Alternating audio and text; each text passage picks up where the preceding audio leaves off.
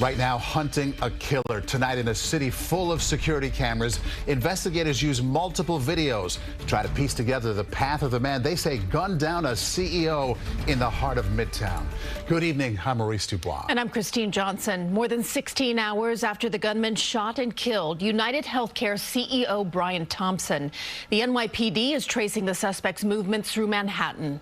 New video obtained by CBS News shows him leaving Central Park on the Upper West Side riding a bike just before 7 this morning. Police say that was after security cameras showed him at a Starbucks in Midtown wearing all black and a distinctive backpack. But it's still unclear why the gunman targeted Thompson in the first place. Right now, police are combing electronics to find out if there were any threats against him. We have team coverage here for you tonight. Dick Brennan has more on the victim. Let's begin with Allie Bauman, live at the scene where it all happened. Allie? Christina, Maurice, the NYPD is all hands on deck for this manhunt, scouring surveillance cameras to trace the suspect and combing through the victim's phone and social media to see if he received any personal threats. But the two big questions that remain tonight are, why did this gunman target the victim, and where is the gunman now? Surveillance video captures the moment a masked man pulls a gun with a silencer on UnitedHealthcare CEO Brian Thompson Wednesday morning just after 6:45. We're freezing the video before he shoots the 50-year-old father of two. As Thompson bleeds on the sidewalk, the gunman can be seen trying to unjam his gun before shooting again, then calmly walking across the street as he picks up his pace.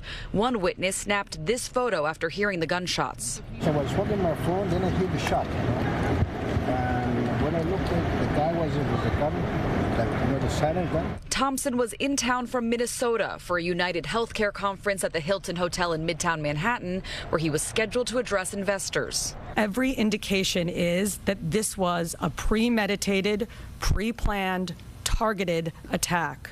Many people passed the suspect, but he appeared to wait for his intended target. From the Hilton, investigators believe the suspect hopped on a bike and rode to Central Park. CBS News has obtained this surveillance video, which sources say appears to show the suspect cycling out of the park on West 85th Street just before 7 a.m., about 15 minutes after the shooting. What we're looking at is a gunman who was thoughtful and prepared, staked out the scene, began by shooting the person in the back. Former NYPD Deputy Commissioner Rich Esposito says the gunman may have planned carefully, but not perfectly.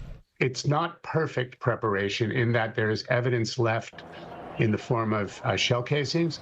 There's evidence left from prior to the shooting. Police say the suspect went to a nearby Starbucks minutes before the shooting. Sources tell CBS News surveillance images here may have captured enough of the suspect's face to run it through facial recognition programs.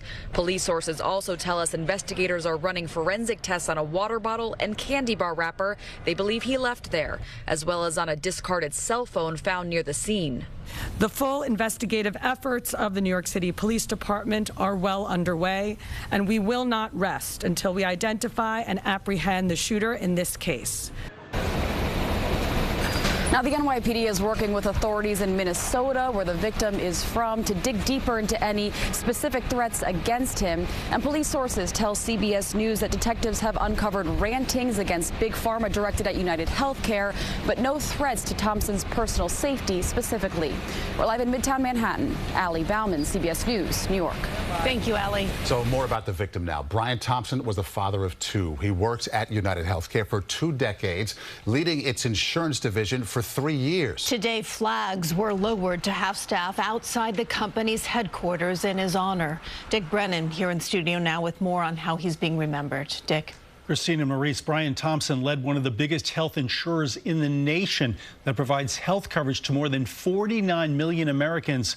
But tonight, after this awful shooting, his family is in mourning. UnitedHealthcare CEO Brian Thompson was married with 2 sons, and tonight his wife Paulette spoke of the family's great loss. Brian was a wonderful person with a big heart and who lived life to the fullest. He will be greatly missed by everybody. Our hearts are broken and we are completely devastated by this news. He touched so many lives. The 50-year-old Thompson lived in Minnesota, where the company is based, but he was in New York for the company's annual investor day. The company is just distraught, and his colleagues are distraught. Top executives quickly canceled the shareholder meeting. We're dealing with a very serious medical situation with one of our team members, and as a result, I'm afraid we're going to have to bring to a close the event today, which I apologize for. I'm sure you'll understand. Now investigators will probe every aspect of Thompson's life to try to find a motive. They're going to look at the business end. You have a company that's laid people off. They're going to look at the personal stories.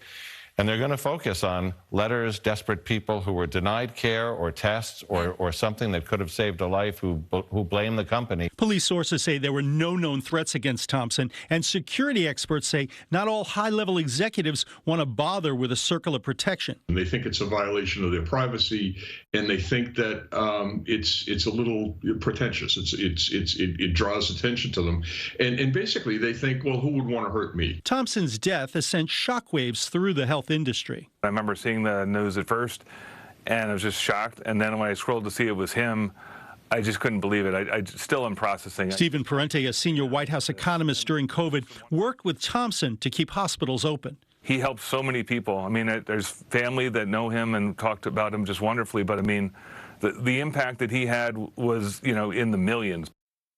Now, security experts say the amount of cameras in the Midtown area will likely yield more photos of the suspect, and the quality on many surveillance cameras has greatly improved, giving police a better chance to track down the shooter.